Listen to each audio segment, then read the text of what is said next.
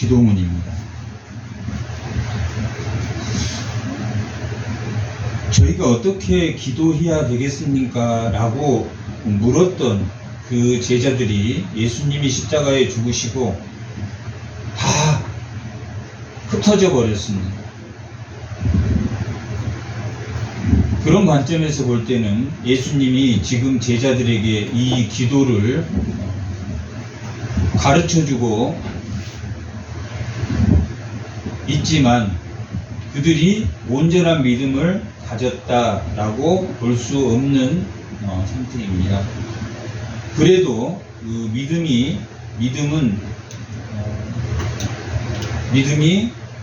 없는 자, 그 다음에 믿음이 약한 자, 믿음이 신령한 자, 이렇게 성경은 구분하고 있기 때문에 믿음이 약하게 있었기 때문에 예수님에게 기도를 어떻게 해야 됩니까? 라고 물었습니다.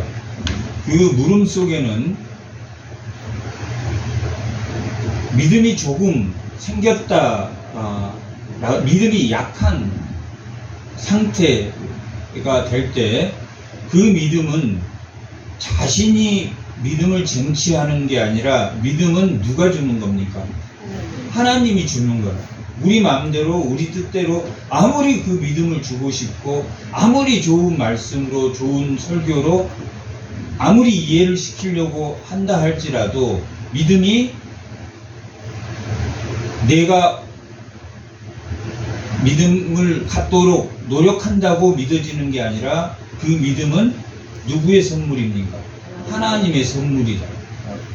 그렇게 볼 때 이 지금 제자들이 어떻게 기도해야 됩니까? 라고 말했을 때 그들이 하나님이 주신 믿음을 가지고 있었다면 믿음은 우리 일상을 살아가려면 뭘 먹어야 됩니까? 밥을 먹어야 되듯이 영적인 사람은 뭘 먹어야 됩니까? 어떤 것이 호흡입니까? 기도가 호흡이다. 말씀과 기도가 그 호흡이기 때문에 영적인 사람에게는 반드시 뭐가 필요합니까? 기도가 호흡이란, 말씀이 호흡이고 기도가 호흡이다. 그래서 예수님의 제자들이 예수님 우리에게 기도를 가르쳐 주십시오 라고 했다는 것은 그들이 믿음이 아직 작지만 예수님도 그들에게 믿음이 작은 자들아 라고 예수님이 제자들에게 그렇게 말했던 것처럼 믿음이 작지만 무엇은 가지고 있었다. 하나님이 주신 믿음의 선물을 이 12 제자들이 가지고 있었다라고 말씀을 볼 수 있습니다. 그래서 예수님이 이렇게 기도해라, 이렇게 영적으로 호흡해라 라고 가르쳐 준 말이 오늘 말씀입니다. 그래서 이 말씀은 믿는 자에게는 호흡이기 때문에 굉장히 중요한 말씀입니다. 그리고 이러한 것을 가르쳐 준 게 예수님이 제자들을 산에 이렇게 앉혀놓고 그 제자들을 가르쳤던 산상수훈이 5장, 6장, 7장에 기록하고 있는데 이 기독교인들은 어떻게 살아야 된다라는 교훈을 가르쳐주고 있는 것이 5장, 6장, 7장입니다. 그 중에서 오늘 6장은 이 종교인이라고 하면은 뭘 해야 되냐? 구제와 기도와 금식을 하라. 이 세 가지가 기록되어 있는데 이 세 가지 믿음이 있는 자들이 이 세 가지를 할 때 뭐가 중요하냐면 은밀히 하라 라고 이 세 가지를 예수님이 할 때 너희가 다른 사람이 알게 하면 그것이 다 너희 상급을 받았다 라고 예수님이 말합니다. 첫 번째 보면 6장 4절에 보면 뭐라고 기록되어 있습니까? 구제함을 은밀히 하라 라고 기록되어 있단 말이에요. 6절에 보면은 뭐라고 기록되어 있습니까? 기도할 때 골방에서 문을 닫고 은밀하게 해라 라고 기록해요. 18절에는 또 뭐라고 되어 있습니까? 금식하는 자는 뭐라고 말하고 있습니까? 은밀하게 해라 라고 말하고 있다. 자기를 드러내라, 드러내지 마라. 드러내지 마라 라고 기록하고 있다. 자기를 드러내는 것은 어떤 사람들이 하는 겁니까? 세상 사람들이 자기의 재물과 자기의 재산과 자기의 모든 것을 드러낸단 말이에요. 근데 그 가진 것들은 이웃을 위한 것입니까? 자신을 위한 것입니까? 지식은 자신을 위한 것이라. 돈도 자신을 위한 거고 모든 것이 자신을 위한 거죠. 그래서 예수님이 주문하는 것이 은밀히 하라라고 기록하고, 그리고 예수님이 이 땅에 오신 사건, 오실 것이다 라고 만약에 예수님이 이 땅에 오실 거야, 너희들 예수님을 믿어라 라고 말을 했다면 우리가 쉽게 믿어지겠습니까? 안 믿어지겠습니까? 안 믿어진다는 거예요. 예수님이 오실 거야, 믿어라 라고 하면은 안 믿어진다는 거예요. 그런데 만약에 비가 억수같이 쏟아지는데 내 차 위에만 비가 안 오고 다른 부분만 비가 오게 해달라고 기도를 했다면, 실제 내 차 위에 비가 안 오고 밖에만 비가 올 때 믿어지겠습니까? 안 믿어지겠습니까? 믿어진단 말이에요. 그렇게 해야지 믿어진단 말이에요. 그래서 하나님에게 이 성경이 구약과 신약으로 되어 있는데, 구약은 그러한 하나님의 약속이 유월절을 통해서 어린 양을 잡고 그 애굽의 죄에서 그들을 구제한 것처럼 예수님이 언제 오셨습니까? 유월절 날 왔단 말이에요. 예수님이 오실 것을 먼저 보여준 사건이 구약이고, 예수님이 이 땅에 오셔서 그것을 성취한 사건이 신약입니다. 그리고 예수님이 십자가에 죽으시고 하나님 우편에 계신 제자들의 시대를 기록한 것이, 예수님의 공생애와 제자들의 시대를 기록한 것이 신약이고, 그것을 이렇게 예수님이 오실 거야 라고 기록하고 있는 것이 구약입니다. 왜 하나님이 구약을 들어서 그렇게 보여줄 수밖에 없습니까? 인간이 뭐하기 때문에, 완악하기 때문에, 바로처럼 완악하기 때문에 믿습니까? 안 믿습니까? 안 믿는다. 아무리 말을 해도. 그래서 바로에게도 몇 번째 바로가 그들을 허락했습니까? 몇 번을 보여줬습니까? 10번의 재앙을 보여줬다. 하나님이 참신이라는 것을, 그들이 우상으로 섬기는 송아지가 참신이 아니고 하나님이 참신이라는 것을 10가지 재앙을 통해서 그들에게 보여줬고, 그것을 유월절을 통해서 예수님이 이 땅에 온 그런 것들이, 우리가 완악하기 때문에 하나님의 구약을 통해서 예수님이 올 것을 다 보여주셨다. 그리고 예수님은 그대로 오셨습니까? 그대로 오지 않으셨습니까? 그대로 오셨다라는 것이 신약의 기록이다.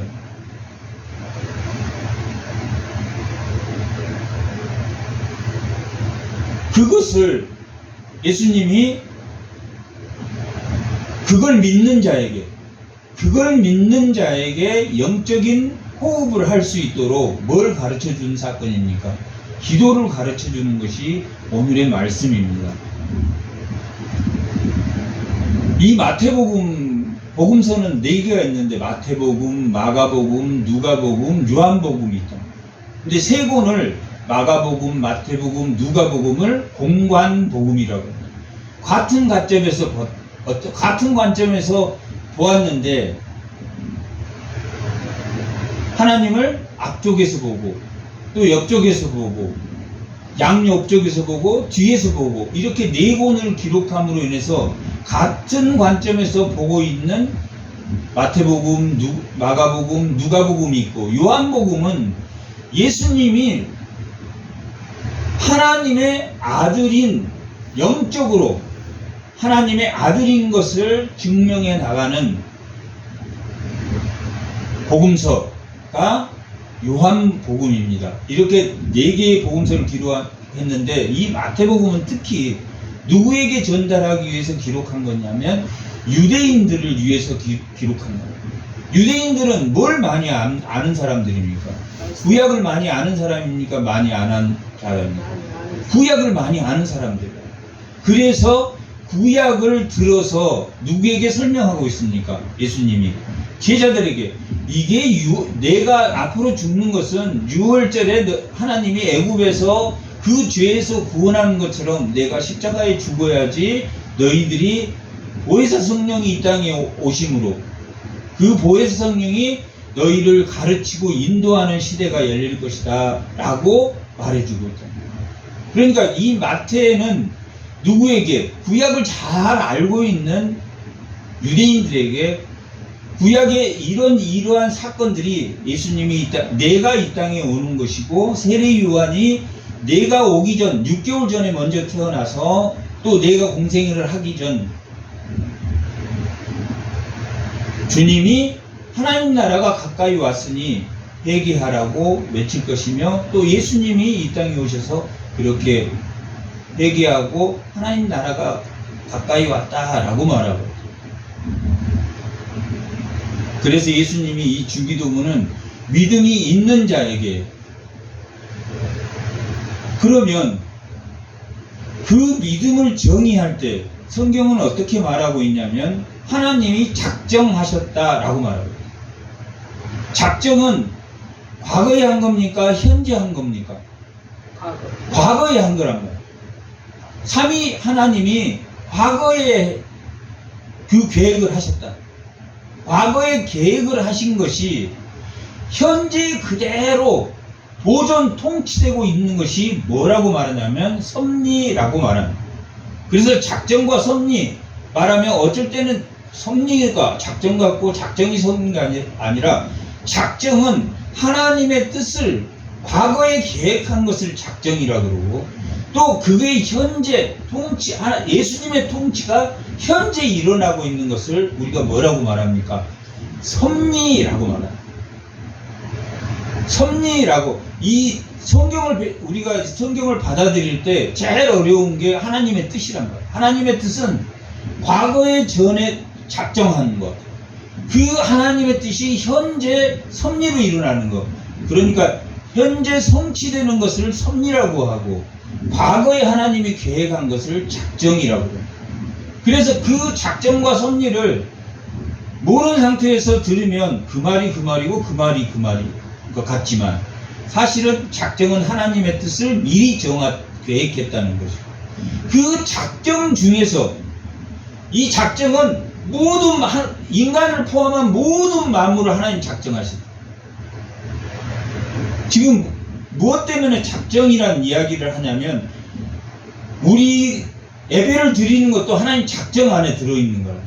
그 사람이 믿고 안 믿고는 그것은 우리가 알 바가 아니라 그 사람이 믿고 안 믿고는 우리가 알 바가 아니라 하나님이 우리가 볼 때는 하나님은 믿는 사람의 하나님이라고 생각하지만 아니잖아요.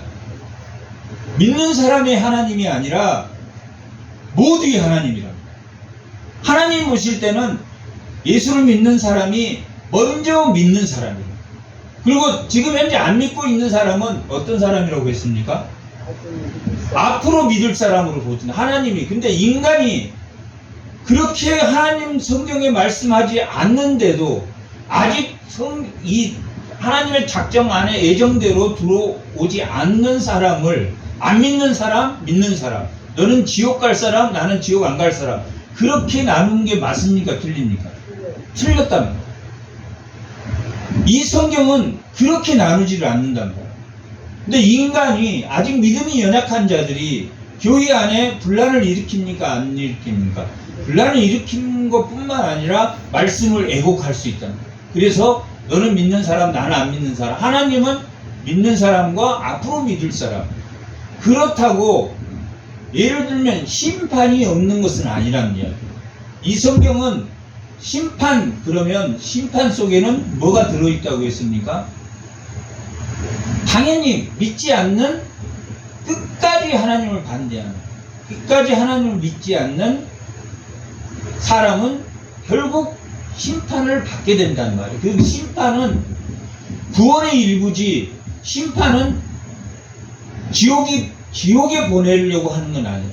비참해. 죄의 원인은 하나님에게 있습니까? 아니면 인간에게 있습니까? 인간에게 있단 말이에요. 비참의 원인은 인간에게 있어요. 제가 이야기했듯이 하나님은 거부합니까? 거부하지 않습니까? 들어올 사람으로 본단 말이에요. 모든 사람을 들어올 사람으로 보는데 끝까지 거부하는 것을 그 죄의 비참이라고 합니다. 비참의 원인이 인간에게 있다라고. 창세기 4장 7절합니다.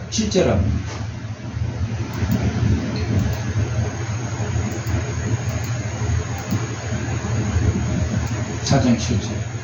다 같이 한번 읽어보겠습니다. 내가 선을 행하면 어찌 나를 주지 못하겠느냐. 선을 행하지 아니하면 죄가 문 앞에 엎드려 있느니라. 죄가 너를 운하고 너는 죄를 다스릴지어다 라고 말하고, 죄가 너를 끝까지 목적으로 삼아서 하나님께 대항하는 자로, 불순종하는 자로 너를 원하지만, 하나님은 그 죄를 다스릴 수 있는 은혜를 주셨습니까? 안 주셨습니까? 다스릴 은혜로 주신 게 예수님이다. 그런데 죄가 문 앞에 엎드려 있다면, 우리는 죄의 목적대로 끌려갈 수밖에 없게 하나님 하셨지만, 그 죄를 녹이는 게 뭐다? 하나님이 다스릴 은혜를 주셨다라고. 예를 들면 누가 나한테 손해를 끼쳤어요. 그런데 손해를 끼쳤으면 화가 나서 죄를 계획하겠습니까? 안 하겠습니까? 저놈 나쁜 놈, 죄를 계획한단 말이에요. 그러나 그 죄를 녹일 수 있는 것이 뭐라고 말하고 있습니까? 하나님의 은혜입니까? 은혜 아닙니까? 너를 그 은혜로, 너의 복수심보다도 하나님의 은혜가 더 커져서 너가 죄를 짓지 않고 그를 용서할 수 있게 할 것이다 라는 것이 영적인 호흡이다, 기도다 라고 말하고, 오늘 우리가 읽었던 9절에서 13절까지 읽었던 내용의 전체적인 내용은 하나님의 은혜 가운데 잡히면 죄를 용서할 것이다, 용서하지 않을 것이다, 용서할 것이다 라고 말합니다. 18장 23절부터 35절까지. 창세기요? 아니, 누가복음.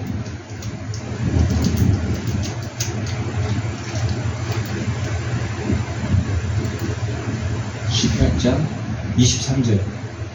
다 같이 한번 읽어보겠습니다. 그 사람이 큰 부자임으로 이 말씀을 듣고 심히 근심하더라.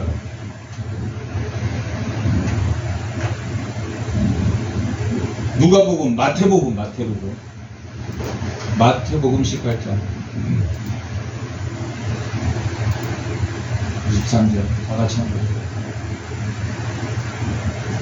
그러므로 천국은 종들과 결산하러 하던 어떤 임금과 같으니, 결산할 때 10,000달란트 빚진 하나를 데려오매 갚을 것이 없는지라 주인이 명하여 그 몸과 아내와 자식들과 모든 소유를 다 팔아 갚게 하라 하시니, 저라면 이르되 내게 참소서 다 갚으리이다 하거늘 그 종의 주인이 불쌍히 여겨 놓아 보냈으며 그 빚을 뭐 했습니까? 탕감해 줬단 말이에요. 탕감해 주었더니 그 종이 나가서 자기에게, 여기는 얼만큼을 탕감해 줬습니까? 10,000달란트란 말이에요. 1달란트가 6,000데나리온이에요.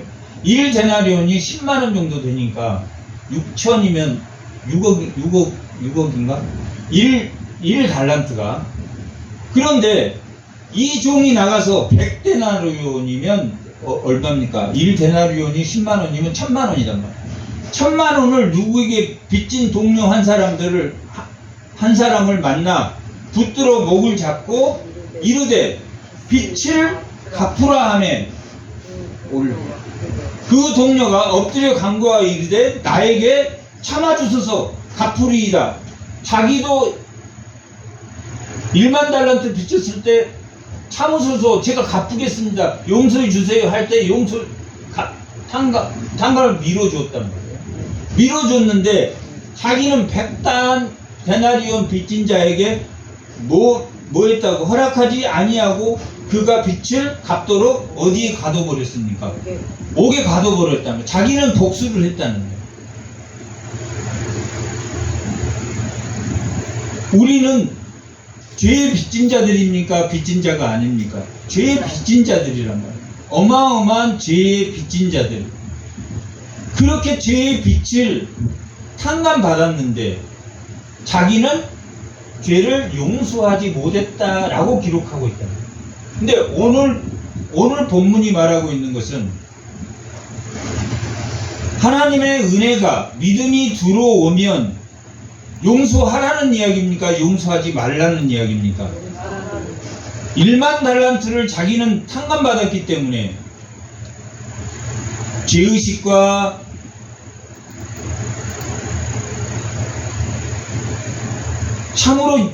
참으로 인격적인 그러한 것들을 탕감받았기 때문에 그 편안함을 받았기 때문에 자기도 뭐 하라고 말합니까? 그 복수심이 하나님의 탕감받은 하나님의 은혜로 녹아질 수 있다, 녹아질 수 없다. 녹아질 수 있다. 그것이 영적인 호흡이다, 호흡이 아니다. 그것이 영적인 호흡이다라고 가르쳐주는 예수님이 제자들에게 그렇게 가르쳐주고 있죠. 구약은 하나님이 어떤 나라를 주셨냐면 왕의 통치의 나라를 주셨다. 나라의 개념으로 주셨다. 나라의. 가나안 땅에 한 이스라엘 국가로서의 국가로서 하나님 나라를 주셨답니다. 그러면 국가에는 법이 있습니까? 없습니까? 법이 있단 말이에요. 지금 우리나라 한국의 법, 미국의 법, 소련의 법, 이 각 나라들이 다 법을 가지고 있다. 이 법을 가지고 있는 것처럼 국가 형태로 있었기에 이스라엘이 국가 형태로 있었고 하나님이 뭘 주셨습니까? 율법을 주셨다. 그런데 그 율법의 10번째는 뭐 하지 말라고 기록되어 있습니까? 탐하지 말라라고 기록되어 있다. 그러니까 그 9번째 행위로 지켜 살인하지 말고 부모를 공경하고 음행하지 말고 거짓 증거하지 말고 이러한 행위로 지켜야 하는 이 법들이 내가 살인하지 않았어. 그러나 마음으로 죽이고 싶었어. 그러면 그 율법 안에 그 10번째 탐하지 말라는 법을 어긴 겁니까? 어기지 않는 겁니까? 어긴 거란 말이에요. 그러니까 그 율법에서 빠져나갈 수 있는 사람은 율법을 지킬 수 있는 사람은 있다 없다? 없다. 하나도 그 율법은 하나님이 지키라고 준 게 아니라 율법을 지킴으로 죄를 적게 질 수 있도록 하나님이 국가 형태의 율법을 주셨답니다. 그러나 그 율법을 지킬 수 없어서 율법을 완성하시고 예수님 메시아가 이 땅에 올 것인데 그 분은 율법을 완성하시는 분이고 율법의 10번째 탐하지 말라라는 마음의 할례를 해준 분이 어떤 분이다? 예수님이다 라고 말합니다. 그리고 이 예수님이 성령으로 태어나셔서 구약에서 말한 이사야 7장에서 말한 임마누엘 처녀에게 자식이 날 것이다 라고 말하고 창세기 아담이 범죄 이후에 창세기 3장 15절에 여자에게 한 씨가 날 것이다 라고 말합니다. 한 씨는 누구에게서부터 남자에게서 씨를 받아서 여자가 아이를 갖게 되었다. 그런데 여자의 후손으로 올 것이다 라고 기록한 그 예수님이 이 땅에 오셨다. 그리고 이 땅에 오셔서 제자들에게 뭘 가르치고 있습니까? 믿음이 있는 자는 이렇게 해라라고 말하고 있다는 거예요. 이게 기도라고 하면 부담감이 있는데, 내가 믿음이 갖고 있다라고 하면, 내가 교회에 안 오지만 기도할 수 있습니까? 없습니까? 있단 말이에요. 기도하지 않을 때도 영적인 호흡을 할 수 있단 말이에요. 그렇게 지금 예수님이 설명하고 있다. 우리가 성경은 기도는 반드시 교회에 와서 해야 되고, 구약 때는 성전에 가서 해야 된다. 그러나 시작 때는 그 성전의 휘장이 찢어짐으로 예수를 믿는 사람이 있는 곳이 하나님이 임재하는 곳이 되었다. 휘장이 찢어졌다는 것은 누구나 그 성전 안에 들어갈 수 있었다. 구약 시대는 누구만 들어갈 수, 대제사장만 들어갔다. 근데 예수님이 대제사장에 오셔서 자기 몸을 제물로 드림으로 우리가 예수님을 믿으면 그 휘장이 찢어진 안에, 휘장 안에 대제사장만 들어갔다. 우리가 들어갈 수 있는 거예요. 그러므로 우리가 기도할 수 있습니까? 없습니까? 자기가 있는 곳이, 믿음이 아직 연약하지만 자기가 있는 곳이 누굽니까? 그것이 하나님의 작정 안에 있었다. 하나님의 작정 안에 이 모든 피조물이 하나님의 뜻대로 작정되어 있지만, 인간과 천사만 구원의 메시지를 주는 것이, 그 작정 안에 인간의 구원 계획을 기록한 것이 예정이라는 거예요. 하나님이 미리 계획하셨단 말이에요. 예정하셨다. 그리고 우리는 그 하나님 뜻대로 지금 예수님이 이 땅에 오셨고, 이 땅에 오셔서 믿음을 받아들인 제자들에게 어떻게 우리가 하나님께 기도해야 됩니까? 라고 말했을 때 예수님이 가르쳐준 기도라고. 9절. 그러므로는 예수님이 믿음이 가진, 하나님의 믿음을 가진 자가, 이것은 작정 안에 들었다, 들었지 않았다. 작정 안에 들었는데 지금 섭리가 나타난다, 나타나지 않는다. 섭리가 나타나는 거야. 그것을, 작정을 보존하기 위해서 보존 통치가 이루어지는 것을 섭리라고 하는데, 그 섭리가, 그러므로 믿음을 가진 자들이 예수님에게 물었습니다. 그래서 예수님이, 그러므로 너희는 뭐 하는 자들입니까? 지금 믿음이 있는 자입니까? 없습니까? 믿음이 연약하지만 믿음이 있는 자랍니다. 이 믿음이 있다라는 것은 하나님의 작정 안에 있는 사건입니까? 사건이 아닙니까? 이 땅에 일어난 모든 것이 다 하나님의 작정 안에 들었답니다. 우리가 아프고 병들어서 죽는 것까지 하나님의 작정 안에 들어있답니다. 그러면 열심히 믿도, 정말 새벽 기도도 나오고 예배도 드리고 참석하고 하는데, 암이 걸려서 3개월 후에 죽게 됐어. 그러면 그 사람 믿음이 없어서 그런 것이 아니다. 하나님의 작정 가운데 있는 그 뜻은, 우리가 먼저 간다, 그 뜻은 우리가 헤아릴 수가 없답니다. 그러나 에녹이라는 사람은 하나님과 300년 하나님과 동행한 사람이에요. 구약에서. 그리고 죽음을 보지 않고 올라간 사람, 믿음이 굉장히 좋은 사람이에요. 근데 365세, 보통 900세까지 살았답니다.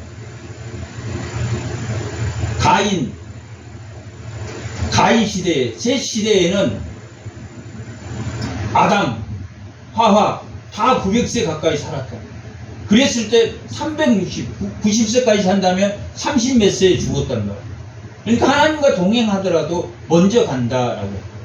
그랬을 때, 정말 하나님 너무하시다. 그렇게 안 할 수 있는 것이 뭡니까? 아까 그 데나리온, 10,000달란트를 우리가 그 은혜를 받았기 때문에, 그 은혜로 말미암아 그게 녹일 수 있다, 녹이지 않는다. 너무나 억울한데, 정말 이렇게 믿음을 쓰고 11조도 꼬박꼬박 내고 모든 것을 다 했다는 거예요. 그런데도 하나님이 우리 가정에 불행을 줬어. 하나님이 원망스럽습니까? 안 원망스럽습니까? 원망스럽지. 지금 우리 집사님이 그런 경우를 해요.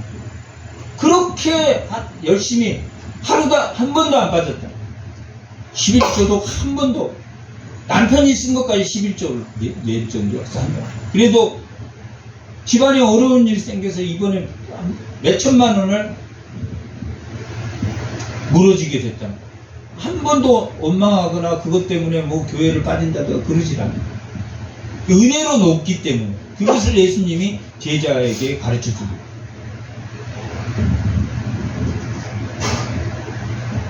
이 은혜의 사건들은 구약에 먼저 한번 일어났던 사건입니까? 이렇게 될 것이라고 예언했던 사건입니까? 아니면 그냥 일어났습니까? 예언했던 사건이 성취되는 게 신약이라. 예수님이 오셔서 구약 자체가 다, 그리고 하나님 주신 율법까지도 예수님이 완성하시고 이 주기도문을 준다. 그러므로 너희는, 믿음이 약한 자들이라 할지라도 너희는 이렇게 호흡하라.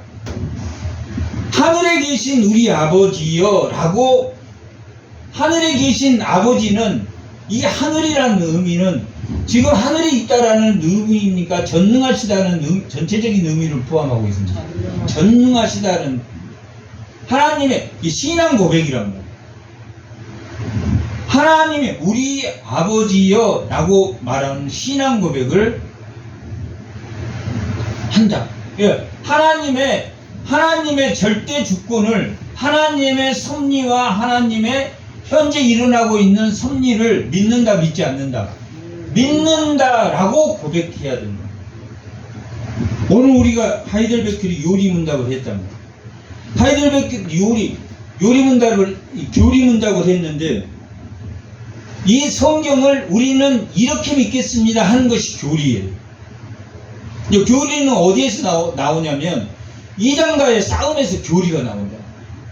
우리는 예수님이 신성도 있고 안전한 인간이고 안전한 하나님으로 본단 말이에요. 근데 어떤 사람들은 아니야, 예수님은 죄가 없을 정도로 인간인데 우리가 신성이 있는 것처럼 보여. 그럼 이단입니까? 이단이 아닙니까?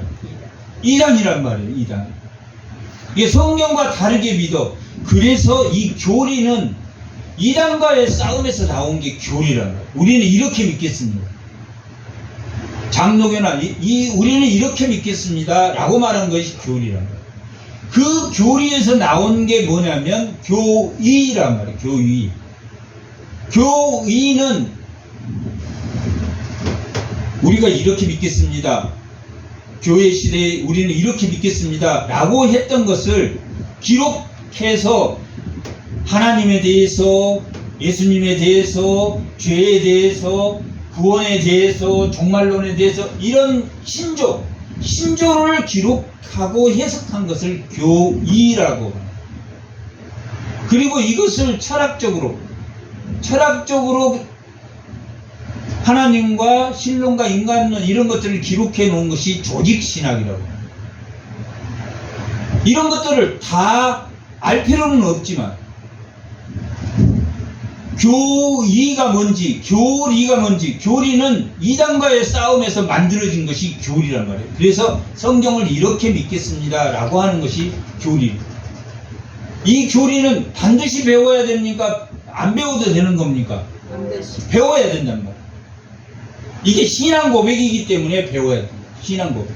근데 이 교회의 지체가 될 때는, 나는 교회의 지체야 라고 말할 때는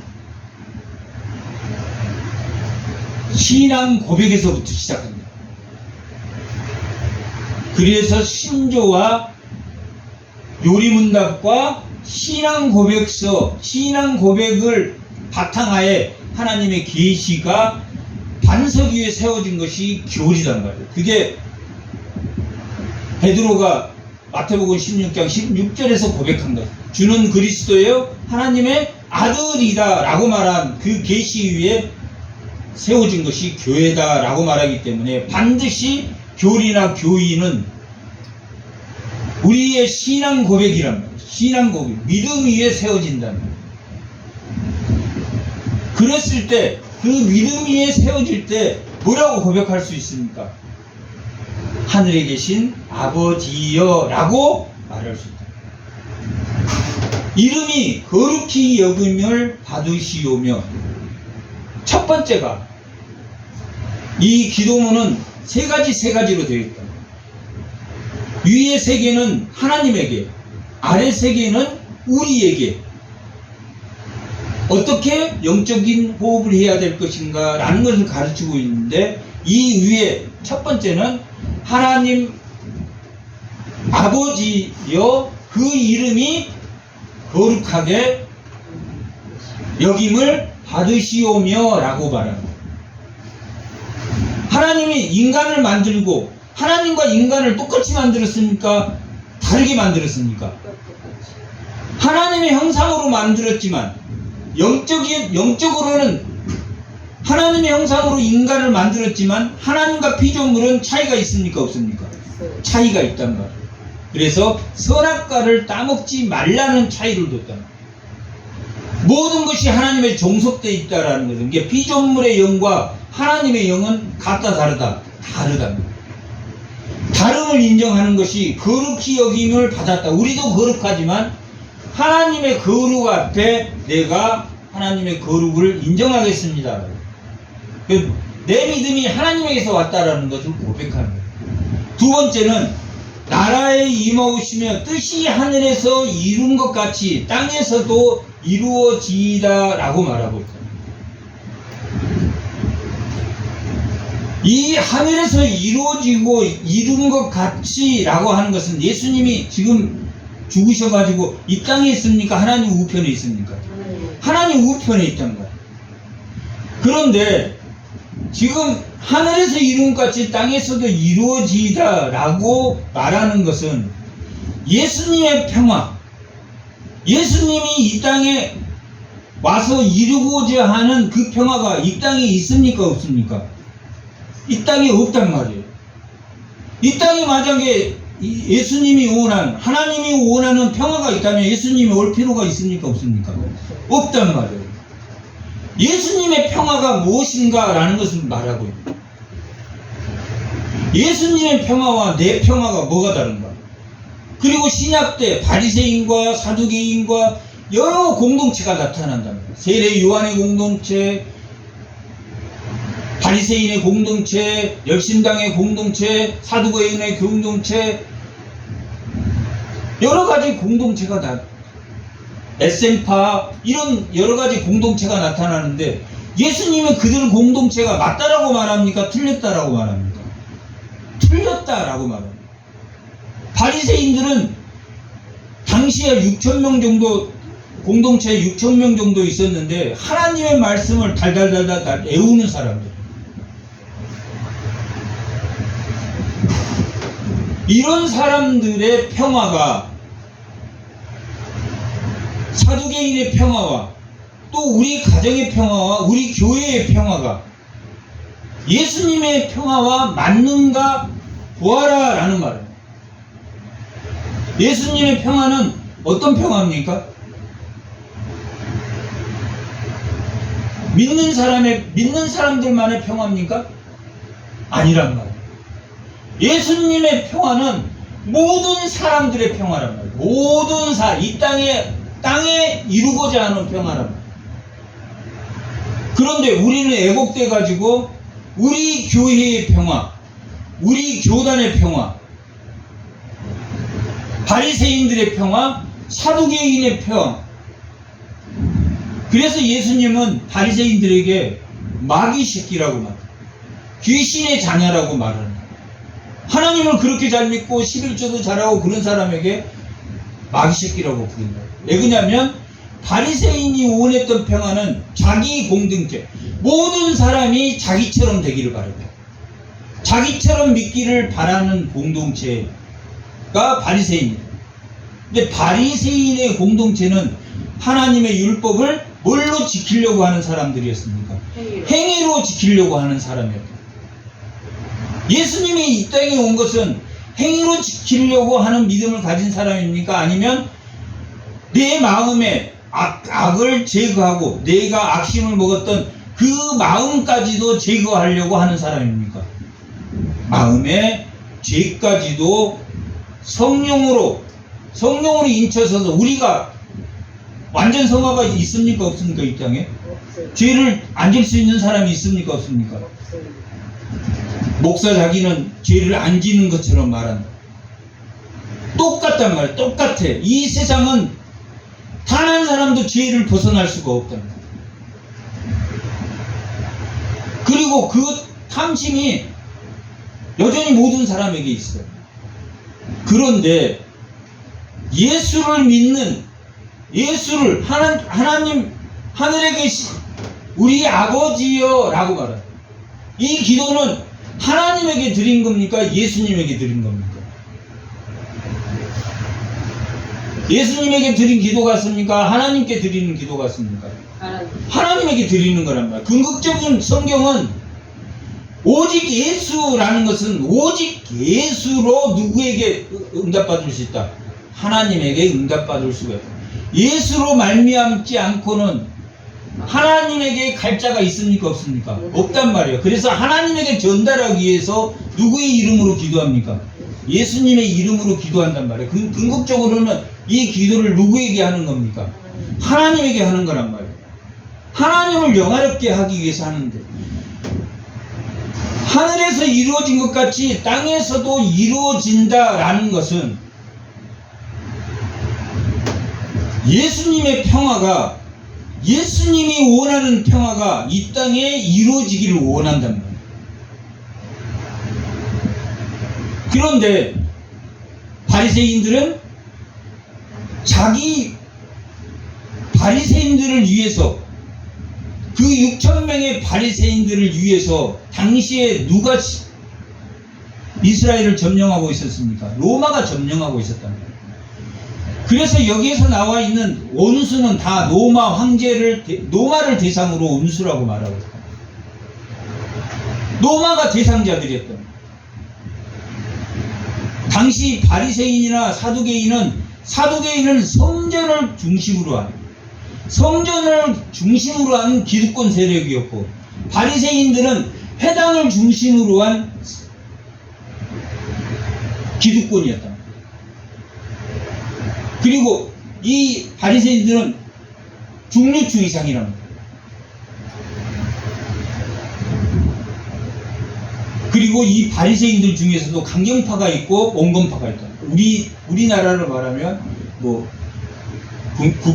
국힘이 있고 민주당이 있는 것처럼 다 자기 당을 위해서 하는 것처럼 이 바리새인도 당시에 그랬다. 로마의 온건주의자들이 로마와 협력하고 로마에 들어줄 걸 들어주면서 회당은 방해받지 않는, 회당에서 하나님 말씀을 가르치는 건 방해받지 않는, 그리고 사두개인은 로마에 세금을 내면서 성전에서 나와 있는 모든 것은 방해받지 않는 그런 기득권 세력이었다. 70년 티토 위에서 예루살렘이 멸망할 때는 이 온건주의자들이 있었던, 로마와 결탁해서 온건주의자들이 있었던 이 온건주의자들이 다 강경파가 돼서 티토가 이 로마를 완전히 회파해버린다. 그것까지는 뭐 알 필요 없어도 땅에서 이루어지려고 하는 것이 누구의 평화다? 바리새인의 평화다? 아니면 사두개인의 평화다? 열심당의 평화다? 열심당은 당시에 어떤 사람들이냐면 강경파들이에요. 사두개인과 바리새인이 온건파라면 열심당들은 로마와 우리가 일제 36년에 치하에 있었을 때 독립운동 하는 사람들과 같아요. 그들이 열심당은 로마를 적으로 생각하고 죽였다는 거예요. 예수님의 평화와 맞습니까? 틀립니까? 틀리다는 거예요. 예수님 평화가 원하는 어느 공동체도 예수님의 평화를 지키지 못해 그것이 이루어지기를, 이 땅에 이루어지기를 바라는 거예요. 가난한 자들이 핍박받지 않는 사회, 차별이 없는 사회, 누구나 하나님의 인격을 다 갖추는, 하나님이 가치를, 인간 존엄성에 대한 가치를 누구나 가질 수 있는 사회를 이루어야 된다라는 것을 말해요. 그러니까 당시 기득권에 의한 그런 이루려고 하는 그런 평화는 아니다. 11절. 오늘 우리에게 일용한 양식을 주옵시고. 이 일용한 양식은 우리가 먹는 밥입니까? 밥이 아닙니까? 이 밥도 해당된다. 우리는 일용한 양식, 우리 육신을 위해서도 먹지만 뭐를 위해서도 먹습니까? 영적인 것을 위해서도 먹는다. 그래서 그 일용한 양식이라는 것은 육신을 위한 거, 영적인 위한 그 양식을 주옵시고 한단 말이에요. 오늘 주옵시고 라고 말하고 있다.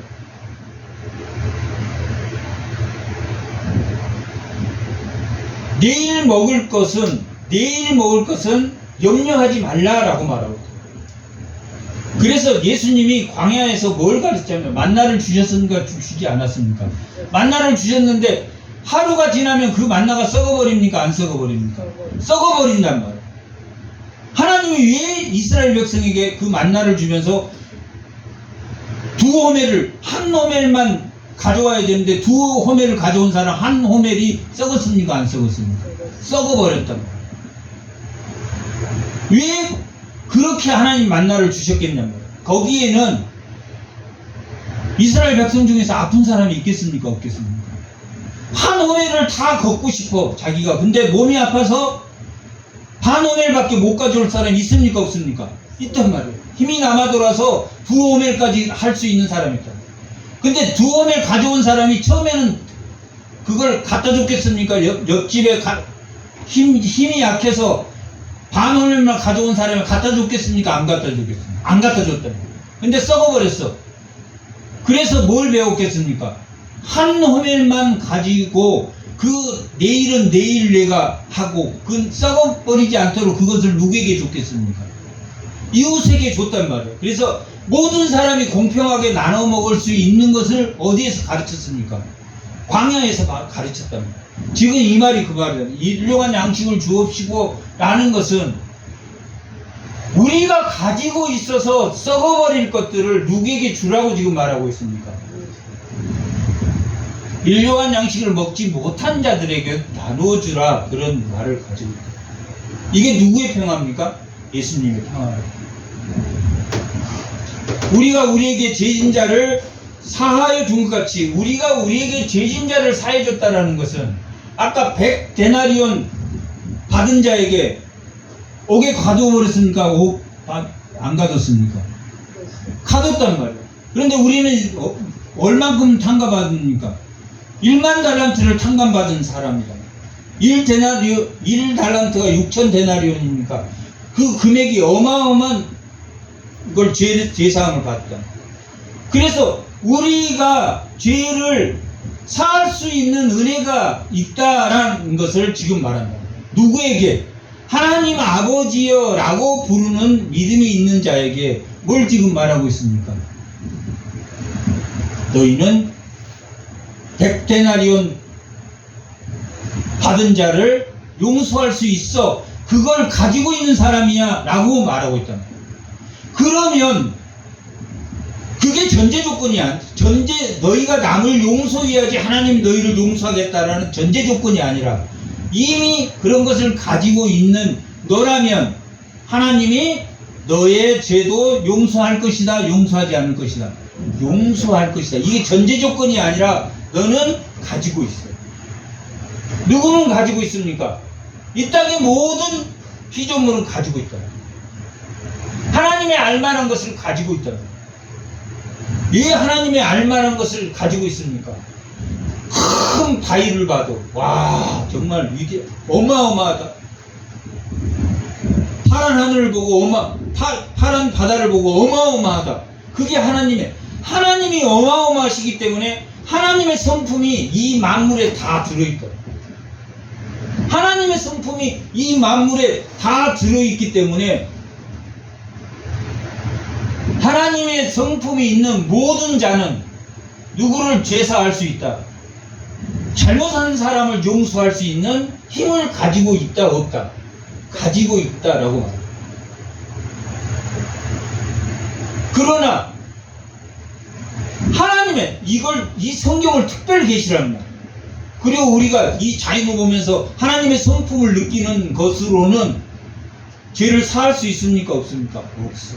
특별 계시 하나님의 은혜 없이는 구할 수 없다는 거예요. 그래서 여기는 하늘에 계신 아버지여 라고 고백하는 자들이 죄를 사할 수 있다.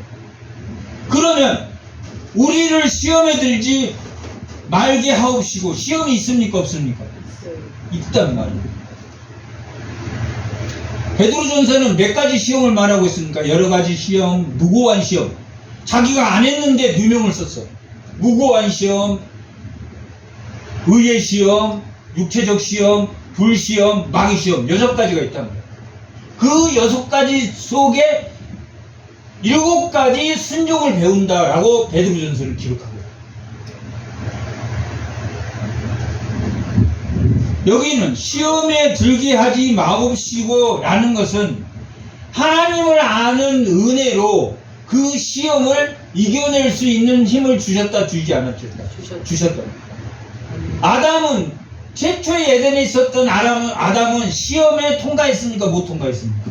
뱀의 유혹을 받아서 선악과를 다 먹었단 말이에요. 시험을 못 통과했어요.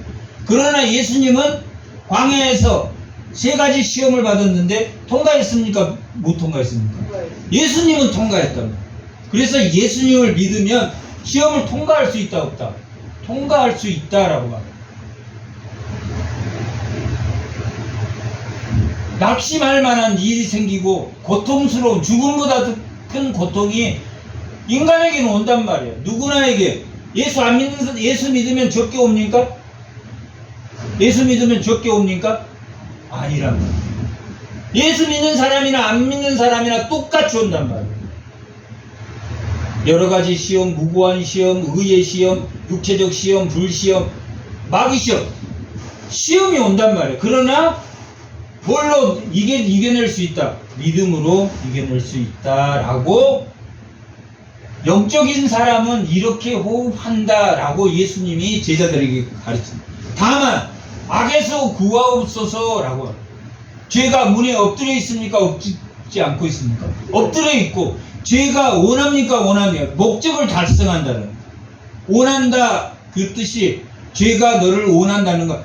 죄가 반드시 그 목적을 이뤄낸다.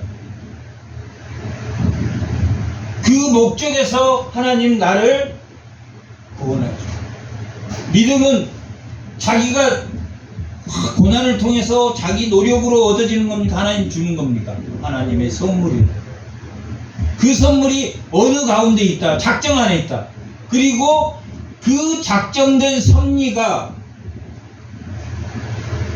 언제 어떻게 이루어질지 모른다. 그 섭리가 이루어졌고 그것을 받아들이는 것. 그것이 하나님에게 믿음을 선물 받는 거예요.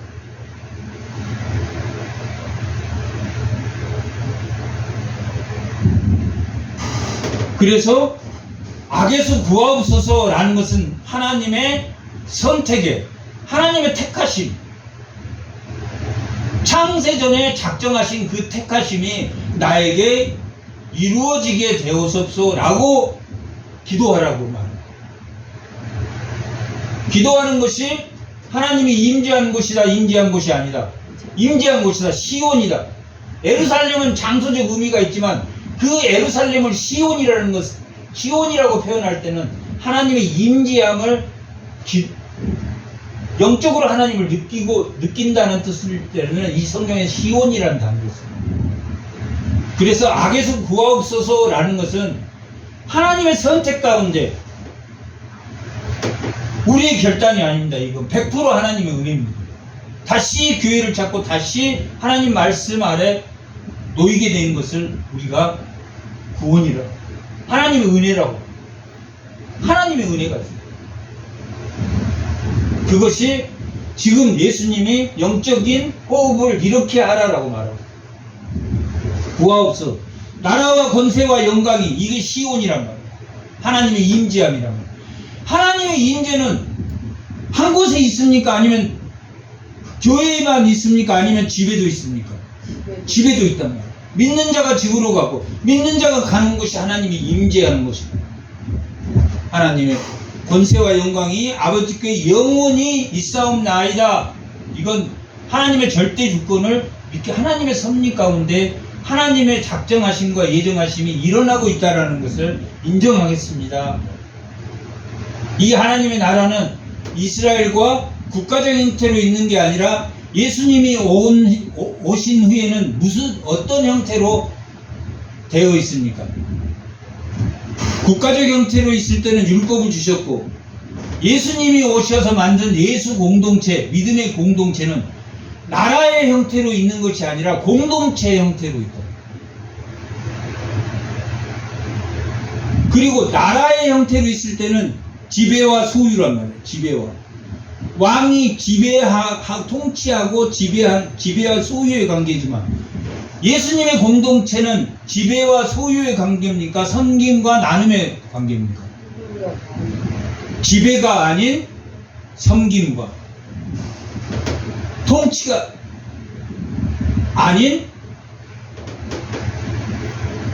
나눔과 섬김의 공동체로 신약은 오셨다. 예수님이 오신 것은 하나님 나라는 섬김과 믿는 자의 섬김과 나눔의 공동체로 하나님 나라가 이루어졌다. 그래서 나라와 권세와 영광이 아버지께 영원히 있다. 나눔과 섬김의 그 공동체가 이루어지는 것이 요한계시록 마지막에 나와 있는 21장에 나와 있는 새 예루살렘과 새 하늘과 새 땅, 새 예루살렘이란 교회의 완성이, 교회가 언젠가는 무너진단 말이에요. 교회가 언젠가는 무너진 것처럼 보이지만 하나님 나라와 새 예루살렘이 완성되는 것처럼 교회는 완성될 것이다, 완성되지 않을 것이다. 교회가 막아내지 못해. 언젠가는. 왜? 교회 안에 적그리스도가 너무 많아집니다. 적그리스도가 너무 많아져서 하나님을 대항하는 자 너무 많아지지만 결국은 교회의 완성이 이루어지는 것이 마지막 하나님 나라 새 하늘과 새 땅은 어떤 공동체다? 나눔과 섬김의 예수님의 평화가 공존하는 그런 하나님 나라가 완성될 것이다 라는 것을 예수님이 산상수훈을 통해서 제자들에게 가르쳐줍니다. 이 제자들은 예수님의 시대까지는 예수님이 죽으시고 이 땅에 오셔서 보혜사 성령을 주셨단 말이에요. 그 구약 때도 성령이 있었지만 그때는 성령을 덧입는단 말이에요. 푸뉴마 하기론, 그래서 덧입는. 신약 때는 파라크레토스, 보혜사, 우리를 가르치고 인도하는 그 보혜사를 우리를 줌으로 예수를 믿는다는 것은 하나님의 뜻대로 내가 그 인도를 받아서 나아가는 것을 우리가 이 영적인 기도를 통해서 예수님의 평화, 예수님이 하나님 나라가 마지막 최후에 이루어질 그 새하늘 새 땅과 새 예루살렘, 교회의 완성인 하나님 나라, 그 성도들이 다 되시기 바랍니다. 잠깐 기도하겠습니다.